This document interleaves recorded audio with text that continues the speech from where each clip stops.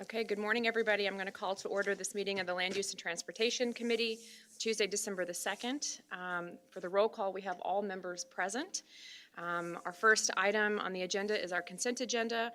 Item 2A, minutes from the Land Use and Transportation November 4th, 2025 regular meeting, and 2B, payment of bills and transfers. May I get a motion to put those on the floor? Motion by member Reeves, second by member Zebarth. I'll give it to you. Any questions or concerns? Okay, all those in favor, please say aye. Aye. Opposed? Okay, those have passed unanimously. Thank you. We'll move on to item number 3, appearances by members of the public and county employees. This morning we have one person signed up, to Anna Ziegler. You may go to the podium. As you're representing the McLean County Farm Bureau, you have 5 minutes.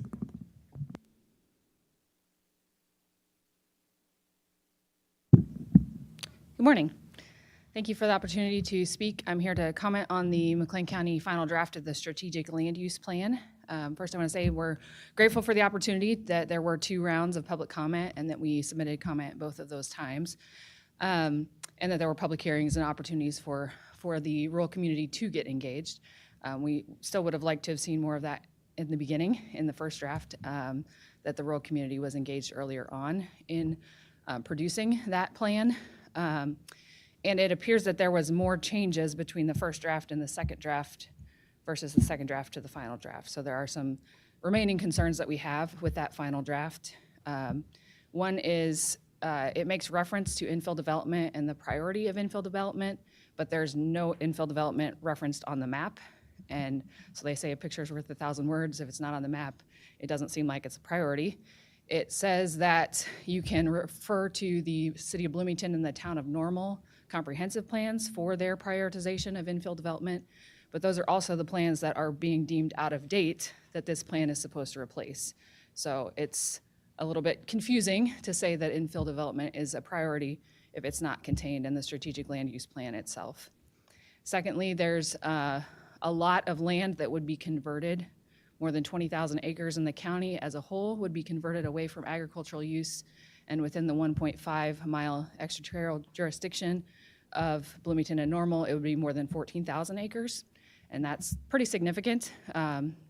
We believe in private property rights, and so if a landowner decides to sell for development purposes, that is their right. But just pointing out as a matter of policy, that would be a significant conversion, and much more significant than any of the renewable energy projects that you've considered. So for example, the largest solar farm the county board has approved at this point is 2,500 acres.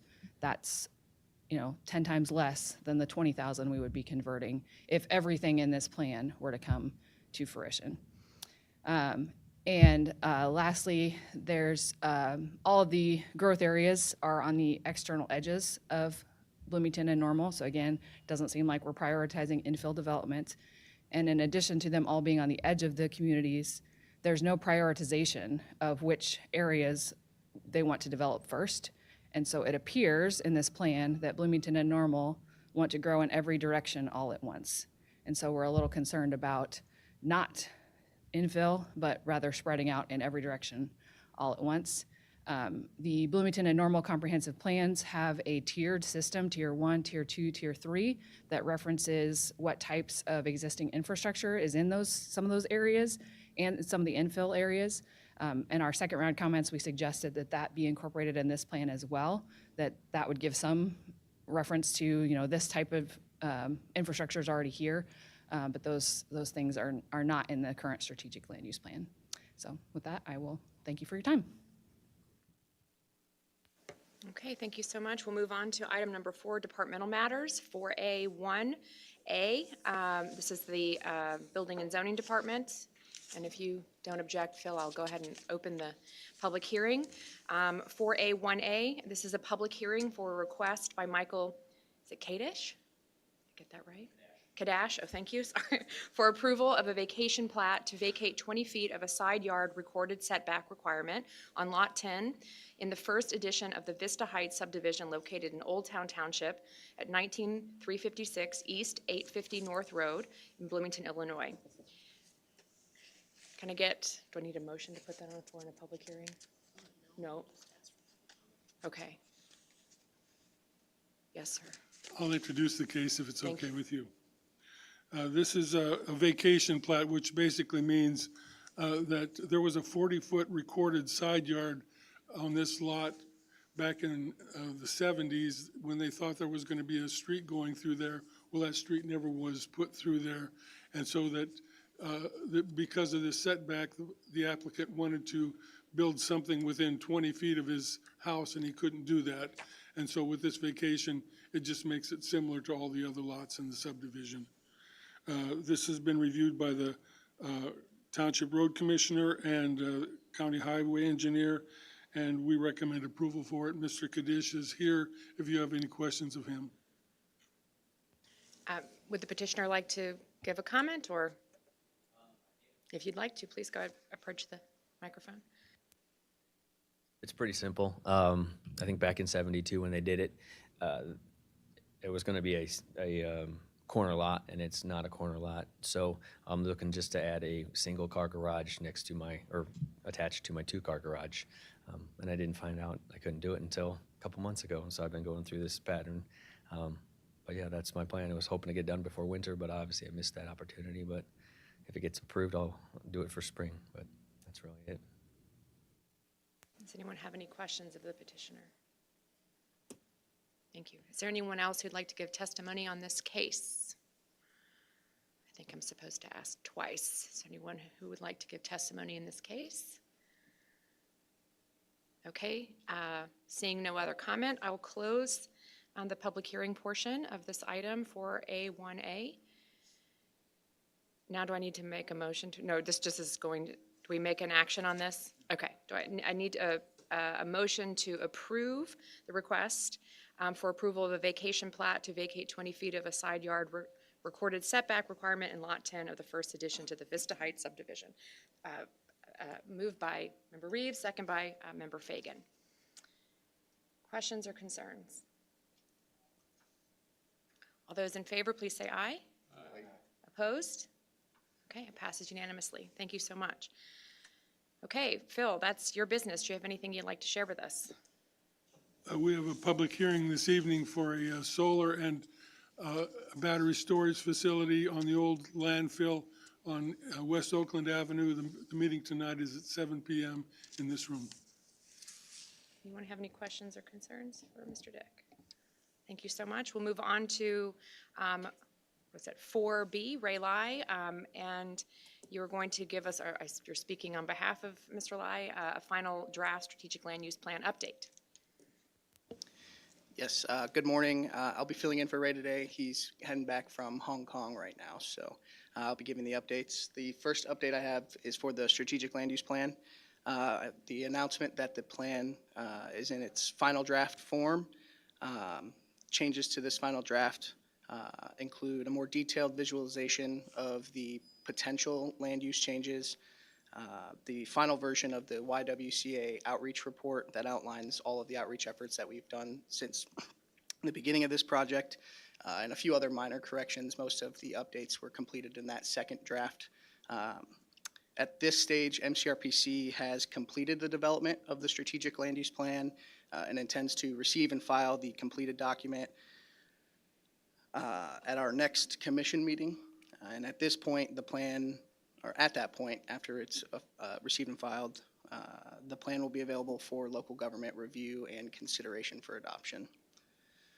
That is the update I have for the strategic land use plan. I have an update for the Veterans Parkway Corridor project as well. If you have any questions about the strategic land use plan, I can answer those now. Does anyone have any questions? So in your commission meeting, it'll be open to the public and people can make comment at that meeting? Yeah, absolutely. Yep.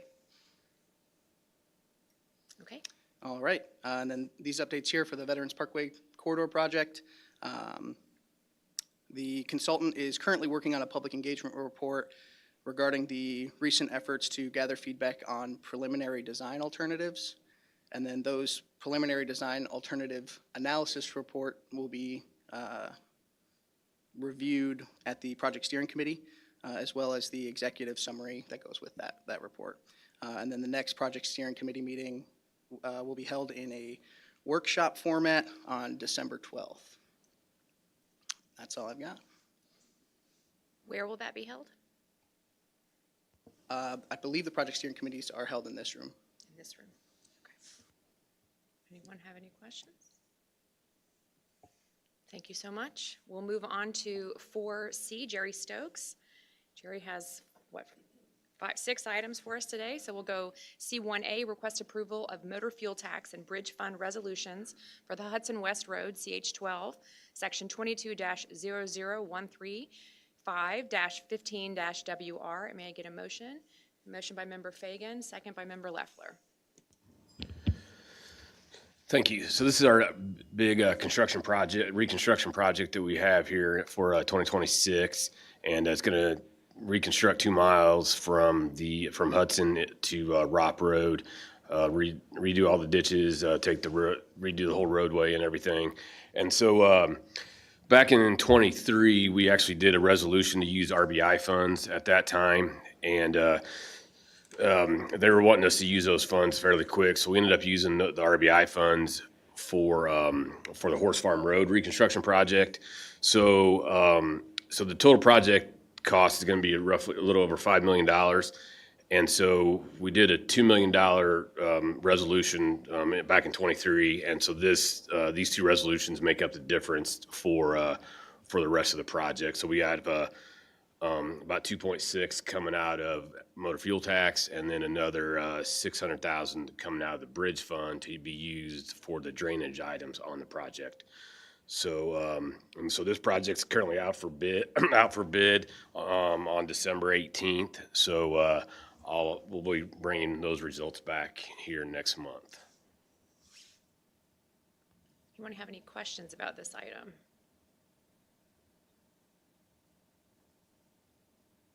Okay, seeing none, all those in favor of 4C1A, request approval of motor fuel tax and bridge fund resolutions for the Hudson West Road CH12, section 22-00135-15-WR, please say aye. Opposed? Okay, that passes unanimously. We'll move on to 4C1B, request approval of highway fund resolution for West Street and School Street in the city of Leroy, section 24-00029-05RS. A motion to get that on the floor. Motion by member Duffy, second by member Reeves. So this is another resurfacing project for 2026. We're currently finalizing the plans on this project, and basically just going to kind of do a mill and resurface in the city of Leroy, and it's going to basically cover both streets for at least the 2 county roads on the north side of Leroy. And so this will be probably finished plans here in the next month or so. So we'll probably let this one in maybe at the end of January or February. And then we also will have another project on School Street that'll be going basically from the edge of Leroy all the way to the Sabina Road that we'll be doing yet in 2026. So that whole stretch will be completed after all this work.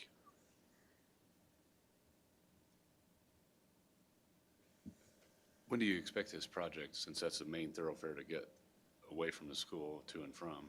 Will that be like during the summer? It kind of depends. If we let it, we'll probably, like I said, let it in January, February. It just kind of depends on when the contract will get started. I mean, I'd say the earliest they would probably get going on it would be May, so there might be a little bit of for a month there type of thing. But we could always put parameters in there if we need to make sure it's done in between or in the summer, I guess. I don't think it's going to be too significant as far as, there'll be a little bit of curb work and sidewalk work, but it should be a fairly quick project overall. Any additional questions? Okay, all those in favor of 4C1B, request approval of highway fund resolution for West Street and School Street in the city of Leroy, please say aye. Aye. Opposed? That passes unanimously. We'll move on to 4C1C, request approval of engineering services agreement with the Farnsworth Group for Stark Bridge, CH23, section 24-00057-14-BR. May I get a motion to put that on the floor? A motion by member Leffler, second by member Reeves. So this is a project on Stringtown Road that's really close to Stark's gravel pit there. It's kind of one we've been keeping an eye on for a while. I do have some pictures of this bridge and kind of what it looks like underneath. So this is kind of just from the road. And so you can see all the laminated concrete that we've gone and patched over the years. And so, so then underneath, so this was done in 2016. And so you can see some of the delamination here and here on these joints. And so we inspect this bridge every 2 years. And so here in 2022, you can see how far it's delaminated. We're starting to lose concrete. And so this is on the East Bay. And we've already done a patching job on this, on the top of the deck. So it just kind of got me concerned that this is one that we need, it's not going to get any better. So we decided it'd be good to get this going, get the design work done on this. This is another this is from 2024, another view. You can see we've lost more concrete. You can see a lot of the rebar showing here. So this is just kind of how we kind of go out and view these structures and when to take action on some of these. And so, and this is kind of just another view of it. And there's some of this is going on in the Middle Bay as well, but mainly it's in the East Bay. And then so with the stuff going on top with the deck and everything, we decided that it'd be a good project to do. And so this is this project's with Farnsworth to do the design work. And we're looking at 2028 to complete the construction of it. So we'll just have to see how the design goes and see if we run into any issues. Does anyone have any questions? Go ahead. Member Fagan. Yeah, assuming that, or because Stark's Pit is close by, I assume there's a lot of large, heavy loads. Any chance that they're exceeding the weight limit of the bridge to cause such damage? I wouldn't think so, because they got to be ticketed for everything that comes out of there for the most part. So, but it's just, yeah, the repetitive loads and the bouncing on the bridge as they come across there, I think is the main, a lot of the main culprit by, because the bridge is really not that old by bridge standards. So it is just taking with the traffic on that road, and it's just kind of just does take a beating, you could say, over the years. Will this be our standard self-cleaning deck, widen Yes. like we do for every upgrade? Yes. What about, do you have traffic counts for this? I don't think we did some particularly for this bridge, but I believe it's over 1,000 cars a day. I don't know, and the trucks like at least 10 to 15% of that. Yeah. So does that change the design specs when you have increased truck traffic versus a non? Yeah, a little bit. That will be taken into account as far as maybe like the type of the thickness of rebar or the thickness of the concrete on the load, on the type of loads. Okay. Any additional questions? Okay, seeing none, we'll be voting on 4C. 1C, request approval of an engineering services agreement with Farnsworth Group for the Stark Bridge. All those in favor, please say aye. Aye. Opposed? That passes unanimously. Move on to 4C. 1D, request approval of engineering services agreement with Chastain and Associates for Maple Syrup Bridge, CH 36, section 25-00032-02-BR. Going to get a motion to get that on the floor. Motion by member Duffy, second by member Fagan. So this is another bridge we've been keeping an eye on. This is kind of right off of Route 66 there in Funks Grove. And so this is another one that was built in 75. And they actually put a concrete deck overlay on this in the mid-90s, I believe. And then back in 2017, we had a blowout on this bridge as well, and I have a couple pictures of that. But so this is kind of just some pictures here for a couple years ago, and you can kind of see that some of this patching starting to come through, and it's actually worse here in 2025. But anyway, the concrete's starting to laminate, and what we did is we oil and chipped over the top of this bridge to kind of help seal it up back in 2017 after we had that blowout. And so, but you're starting to see that the concrete's failing on top of the bridge. And so then there's a lot of spots that have the delamination, like I had showed, different places. And then we got these drains where this goes back to the self-cleaning deck to where we'll get rid of all this. But this is a problem on a lot of our bridges to where we don't have the self-cleaning decks, and we got these drains, and then the water and the salt get in there and basically start, eating away at the concrete. And so this is on on basically all the drains there. And then you can see more, all this white stuff is, that's basically the concrete and everything leaching out. And eventually that'll just delaminate, and all that concrete will just start popping off through the freezing and the thaw cycles. So, and you can see the cracks. There's some cracks here in the pier caps, and just another one that we've been keeping an eye on for a while. It's kind of been on the list, and then this is so this was the blowout that we had in 2017, and you can see here there's a joint where they did a patch along here before that, and so then it's basically the concrete overlay, I think, is what's failing. And so this was, like I said, this was we had pictures from when we repaired it back in 2017. So we went in there and put concrete back in here at these locations. But you can see some of this cracking and the rebar. And so like the rebar now is all epoxy coated, so it doesn't corrode like it, it's not supposed to rust out like these old bridges did.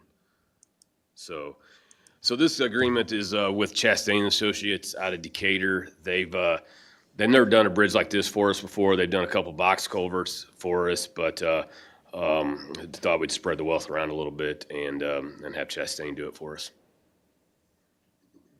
Anybody have any questions? Go ahead. Jerry, what year did we switch to epoxy-coated bar on these bridge constructions? Do you have a rough idea? Oh, I do not. I mean, like early 70s or later than that? I think it was later than that. I want to say probably like early 90s maybe. So as we get into those being up for renewal, do you think that will expand that? Because it seems to be that's the common denominator. Yes, I do believe it should, yes. They've also got, I think they have where you can use like stainless steel rebar now, and but that's really pricey, so we haven't gone down that route yet. But that's certainly an option in the future if it comes down in price. Any additional questions? Please, Mr. Zubarth. So question more just for my education. You referenced a self-cleaning bridge. Can you describe what the function of that is? Yeah, so let me back up here.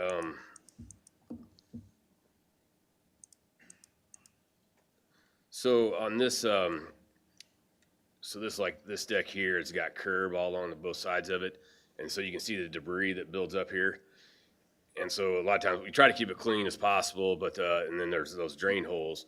So what the new deck will have would be there won't be any curb there at all, and so the water will just run off the deck on the sides, and then the guardrail or the bridge rails attached to the side, so everything gets off there and we can clean it if we need to. Some counties, I think out in Iowa, they actually go out and like pressure wash their bridge decks after the winter every year. So if we ever get to that point, that'd be nice to do, but that's something that. Sure. Yeah, I could probably pull one up here. So it's not sending a Zumba over it. Thanks for the clarification. Anybody have any additional questions? Mr. Duffy. Yeah, I was just curious, when you guys are hiring engineering firms for services, how does that process work? Is it like a best bid, or is it application based when you decide to pick a particular firm? So there's a couple different ways that we do it, and it kind of some of it depends on the funding. But we have a lot of times we have it's called the QBS process, the Qualified Base Selection, and so we'll solicit for a statement of interest or a proposal, like an RFP, and then they'll submit their qualifications and projects that are similar to what we're asking for, and then we'll review all those and pick from those. But some of these type of projects, if we have a past relationship with the consultant firm, then we can kind of just pick and choose on who we want and who we feel is the best fit for that particular project, on that type of stuff. So, like the Route 66 local funding grant that we have that's going north of the side of the county, we're going to do a statements of interest and send those out to some of the other firms, and then pick accordingly. So. Thank you. It's good questions this morning. Anybody have anything else? Okay, so we're going to be voting on 4C1D, the request approval for engineering services agreement with Chastain and Associates for the Maple Syrup Bridge. All those in favor, please say aye. Aye. Opposed? Okay, that passes unanimously. Our next item is 4C1E, request approval of a resolution for the purchase of 2 tandem dump trucks from CIT Trucks. May I get a motion to put that on the floor? Motion by Member Reeves, second by Member Leffler. So we looked into our tandems for 2026, and so Kenworth came in low on these type of trucks that we use. And so this is through the Sourcewell contract, and so we'll get these ordered and hopefully have these by second quarter of 2026.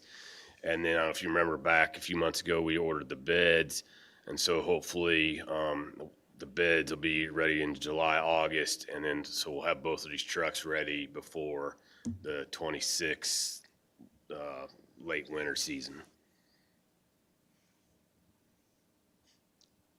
So not November. Anybody have any questions about? There's no doubt you need them. What- Go ahead. Was this just an outright purchase? Or were you going to trade Um, those trucks in? Right now, it's just going to be an outright purchase. We have some trucks that we could trade in, but what we'll do is we'll auction those off through auction site. I think we do a little bit better on top of that.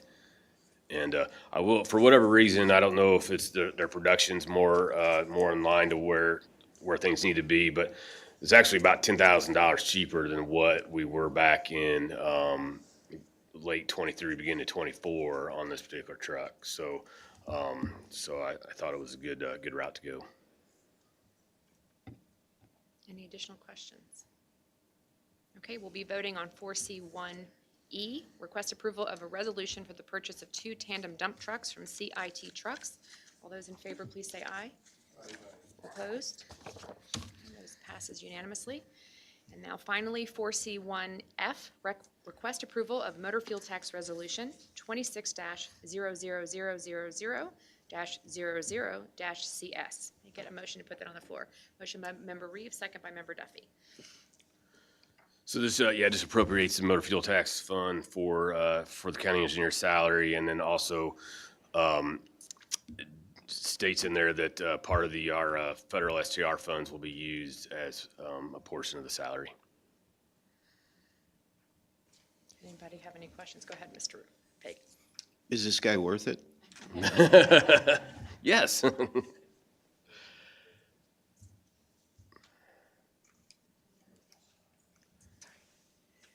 Okay, we're voting on 4C1F, request approval of motor fuel tax resolution 26-000-000-CS. All those in favor, please say aye. Aye. Opposed? Okay, that passes unanimously. We'll move on to 4.2, your project summaries, and I'm sure we all hope to get a little update on snow removal for this past weekend. I'm sure it was a Sure.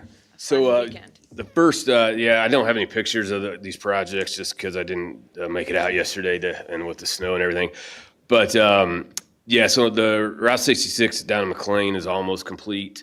We have just a little bit of painting and some signage to do, and so that actually may get pushed off till next spring because it may be hard to. We might not get any more warmer weather. But I think everything turned out great, and so and Friends of the Trail are down there. I think they're putting in a pavilion for shelter and things like that. So and they've actually already done some landscaping to put trees up and stuff. So it's really taking shape, and it's really going to be a nice amenity for that area. Any questions on that project? And then the next one was the Route 66 bike trail up at Lexington. This was what we had DCO funding for. The contractors got in there in the last 3 weeks and basically finished the project. And so kind of the same deal. We're still going to need to, for painting and seeding and that type of stuff, still going to have to be pushed off till next year. But all the paving's done and complete. And so, folks could use it if they really wanted to. Anyone have any questions about that? Go ahead. To Mr. Duffy's point, wasn't that a new engineering firm that did the 66 Trail South for us, or one we hadn't used very much? It was, so we had a couple different firms on that. So Hanson did the design plans, and then we had Cummins Engineering do they were doing the construction inspection for us because part of the grant covered that. And so Cummins, yeah, they've done some smaller projects for us, I guess, but yeah, we have used them. And they designed the bike trail portion from, I guess, Shirley to Funks Grove, so. And how did the weekend go, snow removal wise? So, yeah, the guys did a good job. They put a lot And of, this morning, right? 'Cause there was yeah, more. a lot of hours. I think they were out there 12 hours on Saturday and another 10 or so on Sunday. Kind of two different types of snows with the wet snow and everything on Saturday versus last night's snow where it was white and fluffy. And so, the snow didn't quit till about 9 o'clock last night. So then we were out there early this morning making rounds and starting to salt. So probably a little rough this morning, but hopefully by, this afternoon, everything will be in better shape. So yeah, kudos to the guys. Like I said, they put a lot of hours in, and it's kind of weird, having a storm this early because our night shift that we have doesn't start till Sunday night after Thanksgiving. And so they, those guys were and working on Saturday, and then they did, then they, were kind of sleeping on Sunday so they could come in Sunday night. So we're a little shorthanded on Sunday, but we made it through. Well, I know we all thank them for that work. Anybody have any questions on this or anything else for Phil? Not Phil. That's Phil. Jerry. Okay. Thank you so much. We'll move on to Administrator Taylor, 4D. Do you have any items for us? Thank you, Chair Klein. I have nothing for this committee this morning. Okay. In other business, our next committee meeting will be Tuesday, January the 6th at 8:30 in the morning.